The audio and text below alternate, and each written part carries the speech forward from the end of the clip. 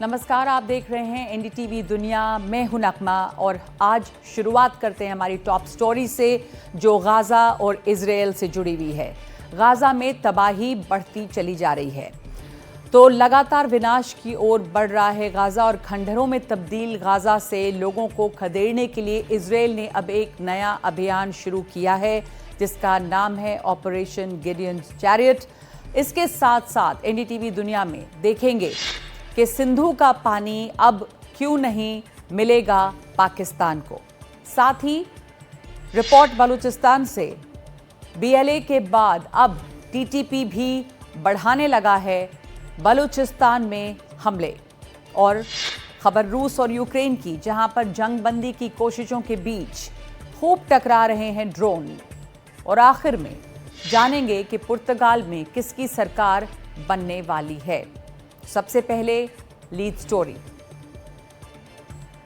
Israeli सेना ने Hamas को खत्म करने और गाजा में बचे हुए बंधकों को रिहा करने के लक्ष्य से एक बहुत बड़े सैन्य अभियान की शुरुआत की है। ये एक नया ऑपरेशन है। इजरायल डिफेंस फोर्सेस ने इसकी जानकारी दी कि उसने गाजा पट्टी के अहम क्षेत्रों पर नियंत्रण पाने के लिए ऑपरेशन गिडियन चैरियट के तहत सैनिकों को तैनात किया है। युद्ध विराम और अंतर्राष्ट्रीय समुदाय के बढ़ते दबाव के बाद भी इजरायल ने अपने हवाई हमले तेज कर दिए हैं, जिसके साथ ही उसने सीमा पर बख्तरबंद सैन्य बलों की भी तैनाती की है। और ये साफ है कि बंधकों की रिहाई और युद्ध विराम की सभी कोशिशें अब तक नाकाम रही हैं।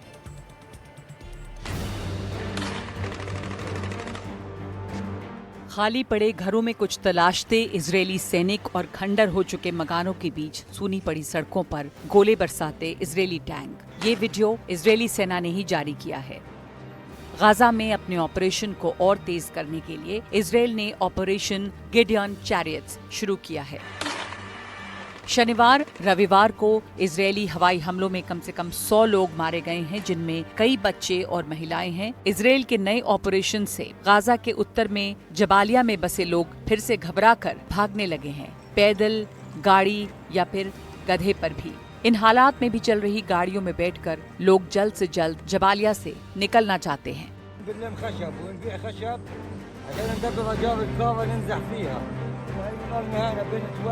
ये शव अहमद सारहन का है, जो गाजा में सक्रिय फिलिस्तीनी आतंकवादी समूह पॉपुलर रेजिस्टेंस कमेटी की हथियारबंद विंग का नेता था। इजरायली सेना इसे पकड़ना चाहती थी, लेकिन इस दौरान हुई गोलाबारी में वो मारा गया। लेकिन खान यूनुस के लोगों का कहना है कि आम लोगों की तरह कपड़े पहनकर आए इजरायली सैनिकों ने एक घर पर छापा मारकर वहां रहने वाले अहमद सारहन की हत्या कर दी और उसकी पत्नी और बच्चे को हिरासत में ले लिया। ये लोग जब ये सब कर रहे थे, आसपास के इलाकों में बमबारी भी हो रही थी। इस बीच गाजा में भूखमरी के बढ़ते खतरे को देखते हुए इजरायल के प्रधानमंत्री नेतन्याहू ने गाजा में सीमित मदद के लिए ब्लॉकेड को खत्म करने की घोषणा की है। हमास पर दबाव बनाने के लिए इजरायल ने गाजा के लिए तकरीबन 20 लाख लोगों के लिए मार्च महीने में खाने और दवाओं समेत हर सामान की सप्लाई रोक दी थी।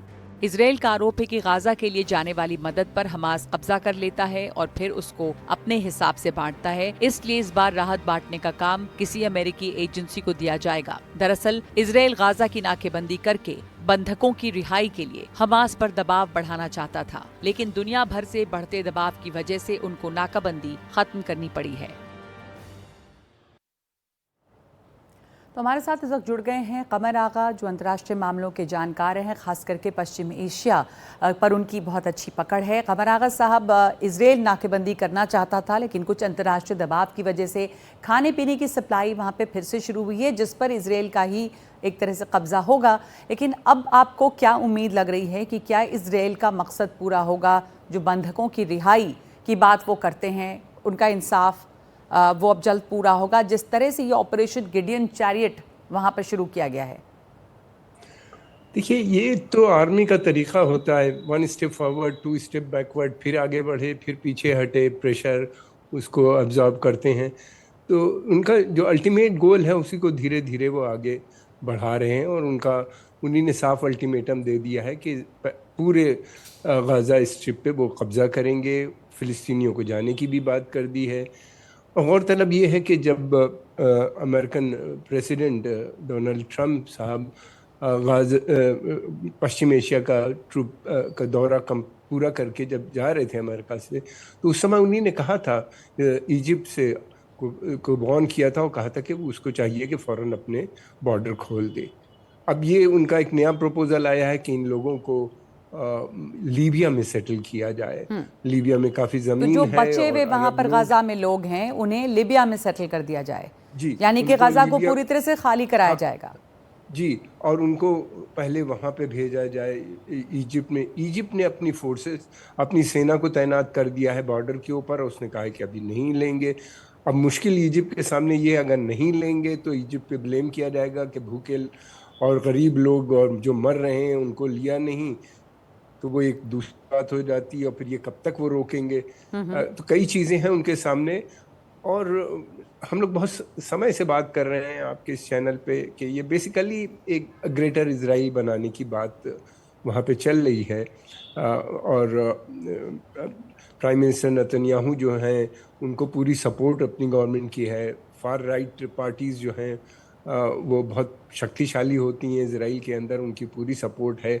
वो तो कहते हैं कि गाजा को भी खाली कराओ, जी, बल्कि वो तो बात अब कर ये जो रहे हैं कि गिडियन चैरियट एक नया ऑपरेशन इस नाम से लागू किया है उन्होंने, इसका बिब्लिकल रेफरेंस है, लेकिन इसका मकसद अब क्या है, ये नया ऑपरेशन? मकसद ये है कि अब उन्हीं ने पूरा एरिया को खाली कराने की बात की है खानियों ने, और दूसरी तरफ से लोगों को ढकेला जा रहा है, धीरे धीरे इनको निकालने की बात की जाएगी। लोग मर रहे हैं, बहुत बड़ी संख्या में लोगों की मौत हो रही है।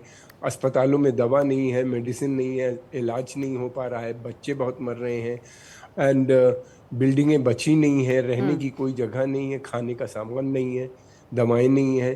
तो इसमें ऑप्शंस इन लोगों के पास बच नहीं रहे हैं बहुत ज़्यादा। अमेरिकन भी कह रहे हैं कि भाई इनको एक ही तरीका है कि सेफ वहाँ से हटा दिया जाए और इस समस्या का समाधान हो जाएगा, इनको लीबिया में ले जाके बसा दिया जाए। पहले वो कह रहे थे कि सिनाई में एक नया शहर बसाया जाए, अब इजरायली कह रहे हैं कि सिनाई हमें वापस दो, जी, हमको चाहिए। इजिप्ट वाले ये कह रहे हैं कि एक बार अगर गाजा खाली हो गया तो फिर दूसरी बार वो कहेंगे सिनाई को भी वापस करो हमें, बिब्लिकल लैंड है वो भी, उसका भी वो बार बार बात कर रहे हैं। तो जी, बहुत वैसी डिमांड है। अरबों के पास कोई बार्गेनिंग कैपेसिटी है नहीं, उनके पास सेना नहीं है, स्ट्रांग नहीं है। अरब लीग समिट शुरू हो रही है, उसमें बहुत से leader, important leader Saudi Arabia के, यूएई के, और बहुत से वो पहुंच जी, ही जी, नहीं रहे हैं वहां के ऊपर। डिवीजन है बहुत अरबों के अंदर भी, और तो मुझे नहीं लगता जी, कि जी, कोई समाधान होगा। एक बस इजराइल का ये मानना है कि सैन्य ही तरीका है जी, जी, बंदियों को बाहर निकालने का और हमास को हमेशा के लिए उसी को खत्म लेकर करने बढ़ का। रहे हैं, क्योंकि पहले भी जो कोशिश हुई थी युद्धबंदी की, बातचीत की, सीज फायर की, उससे कुछ हल नहीं हुआ है ना। वहाँ पर जो बंधक हैं वो छूटे हैं, और इस वक्त एक और विनाश की ओर बढ़ रहा है पूरा का पूरा जो गाजा का इलाका है। शुक्रिया आपका कमर आगा साहब हमारे साथ जुड़ने के लिए। और सिंधु जल संधि को बहाल करने की पाकिस्तान की किसी भी गुजारिश पर अब विचार नहीं किया जाएगा। सरकार के आला सूत्र कह रहे हैं कि भारत इस संधि को अब अपने हक में इस्तेमाल करेगा। इस पर जानकारी दे रहे हैं हमारे सहयोगी अखिलेश शर्मा। जी बिल्कुल, पहलगाम आतंकी हमले के बाद जब भारत ने सिंधु जल संधि को स्थगित करने का फैसला किया था तो पाकिस्तान पर उसका दबाव साफ तौर पर दिखाई देने लगा था। पाकिस्तान के जल संसाधन मंत्रालय ने भारत को पत्र लिखकर ये गुजारिश की थी कि वो अपने इस फैसले पर दोबारा विचार करे, लेकिन अब सूत्रों ने स्पष्ट किया कि भारत इस पर दोबारा विचार नहीं करेगा, बल्कि जो सिंधु जल संधि इसको रीनिगोशिएट करने के लिए भारत तैयार है। और भारत चाहता है कि इस पर जो बदली हुई परिस्थितियाँ हैं उसके हिसाब से पाकिस्तान के साथ दोबारा बातचीत हो, भारत की अपनी शर्तों पर बातचीत इसको लेकर के हो, और ये सिंधु संधि जो है उस अपने हिसाब से, भारत के हिसाब से तैयार की जाए। भारत ने ये कहा है कि 1960 में जब ये संधि पर दस्तखत किए गए थे तब इसका आधार था गुडविल और फ्रेंडशिप, लेकिन आज पाकिस्तान के साथ ना तो गुडविल है ना ही फ्रेंडशिप है, लिहाजा इसका सीधा सीधा उल्लंघन पाकिस्तान बार बार करता आया है और पाकिस्तान इसको रीनिगोशिएट करने के लिए भी टालम टोल करता आया है। भारत ने ये कहा कि जो बदली ज़रूरतें हैं, जिस तरह से मौसम परिवर्तन हुआ है, ग्लेशियरों में पिघलना जारी है उनका, और साथ ही जो बढ़ती आबादी है भारत की, और उसके साथ साथ जो स्वच्छ ऊर्जा की ज़रूरत है, उसके हिसाब से पानी के स्तर को देखते हुए इस पर दोबारा विचार करने की आवश्यकता है। और यही बात भारत पाकिस्तान को कई बार कह चुका है, लेकिन पाकिस्तान इसके लिए तैयार नहीं होता है, और इसलिए अब भारत ने स्पष्ट कर दिया कि वो संधि पर दोबारा विचार तो नहीं करेगा, लेकिन इसको रीनिगोशिएट करेगा। भारत ये बात ज़रूर मानता है कि जो अंतर्राष्ट्रीय नियम हैं वो स्पष्ट हैं। वो ये कहते हैं कि जो उछले स्तर के इलाके हैं वहाँ से निचले स्तर के इलाकों तक पानी जाना चाहिए। ये सिर्फ न केवल मानवता के आधार पर होता है बल्कि अंतर्राष्ट्रीय नियम भी यही कहते हैं। और भारत कहता है कि हाँ, ये बात सही है, लेकिन ये जो काम होगा ये भारत की अपनी शर्तों के हिसाब से होगा, भारत की अपनी ज़रूरतों के हिसाब से होगा। और इसलिए भारत ने स्पष्ट किया है कि वो अपने इस फैसले पर दोबारा विचार तो नहीं करेगा, लेकिन सिंधु जल संधि को रीनिगोशिएट करेगा। और अब खबर बलूचिस्तान से जो भी खबरें बाहर आती हैं वो सिर्फ पाकिस्तानी सेना पर बलूच अलगाववादियों के हमले की होती हैं या फिर अलगाववादियों के खिलाफ पाकिस्तानी सेना की कार्रवाई की। बलूच हमले लगातार बढ़ रहे हैं और इस बीच अफगानिस्तान की सीमा से लगते बलूचिस्तान के इलाकों में उस टीटीपी ने भी हमले बढ़ा दिए हैं जो आमतौर पर खैबर पख्तूनख्वा में सक्रिय है। ताज़ा हमले में 4 लोगों के मारे जाने की खबर आ रही है।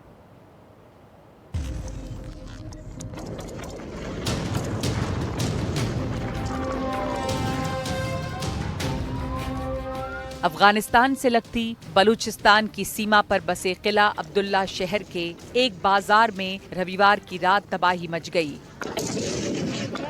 एक कार में विस्फोट से कई लोगों की मौत हो गई, तकरीबन 20 लोग घायल भी हुए हैं। ये धमाका उस इमारत के पास हुआ है जहां अर्धसैनिक बलों का एक ठिकाना है। कुछ लोग ये भी बता रहे हैं कि एक फिदायीन विस्फोटकों से भरी कार को अर्धसैनिक बलों के कैंप में अंदर ले जाना चाहता था, लेकिन पहले ही धमाका हो गया। इसके बाद इलाके में जमकर फायरिंग भी हुई। धमाके से कैंप की दीवार को भी नुकसान पहुंचा है। हमले के वक्त इलाके की ज्यादातर दुकानें बंद थीं, वरना मरने वालों की संख्या और ज्यादा हो सकती थी।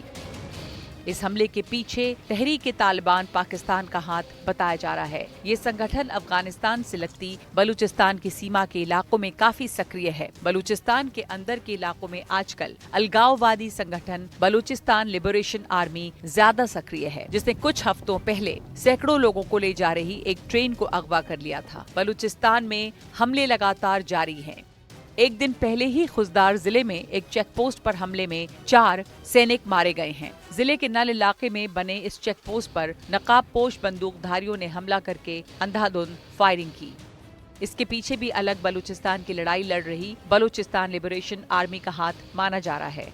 जहां पर यह हमला हुआ उस खुजदार जिले की अहमियत इसलिए भी बहुत है क्योंकि ये चाइना पाकिस्तान इकोनॉमिक कॉरिडोर यानी कि CPEC के रूट पर बसा है। तहरीक-ए-तालिबान पाकिस्तान TTP सरहदी इलाकों में हमले बढ़ा रहा है और BLA अंदरूनी इलाकों में। और यही वजह है कि बलूचिस्तान के बहुत से इलाके आजकल नो गो जोन बन चुके हैं, जो इस इलाके में पाकिस्तानी फौज के कमजोर होने का संकेत है।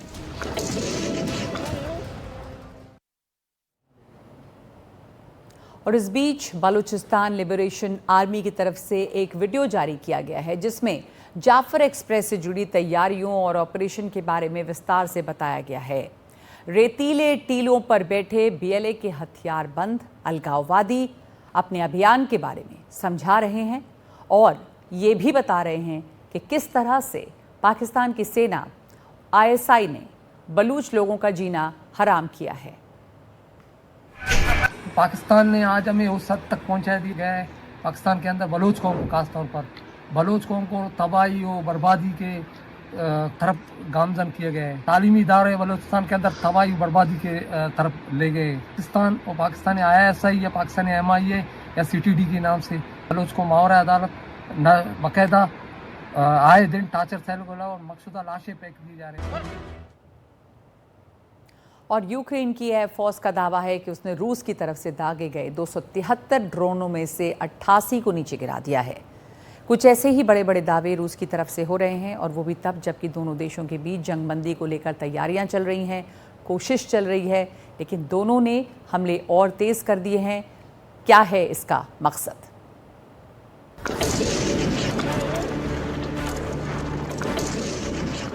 रूस के ड्रोन हमलों के बाद लगी आग को बुझाते दमकल कर्मचारी। रूस ने सूमी क्षेत्र में पूरी रात ड्रोन बरसाकर कई जगहों पर तबाही मचा दी है। शोस्tka में 4 रिहायशी इमारतों को नुकसान पहुंचा है और एक सिक्योरिटी गार्ड जख्मी हो गया। हमले में एक और शख्स भी घायल हुआ है। यूक्रेन की एयरफोर्स का कहना है कि रूस ने 112 शाहिद और दूसरे ड्रोन विमानों से हमला किया है। इनमें से 76 शाहिद ड्रोन बीच में रोक लिए गए हैं। दरअसल रूस और यूक्रेन की लड़ाई के असली किरदार ड्रोन ही बने हुए हैं। रूस का दावा है कि उसने यूक्रेन के 75 ड्रोन तबाह कर दिए। रूस ने सुमी, खार्किव, डोनेट्स्क और ज़पोरिज़िया पर ड्रोन हमले करने का दावा किया है। रूस का दावा यूक्रेन के फौजी एयरपोर्ट, हथियार और ईंधन डिपो नष्ट करने का है। उसका कहना है कि उसने 139 जगहों पर हमले किए और डोनेट्स्क में एक और इलाके पर कब्जा कर लिया है। रूस और यूक्रेन के बीच एक तरफ जंगबंदी के लिए कोशिश चल रही है, दूसरी तरफ दोनों ही देशों ने एक दूसरे पर हमले तेज कर दिए हैं। शायद कोशिश किसी समझौते से पहले अपने जमीनी दावे मजबूत करने की होगी।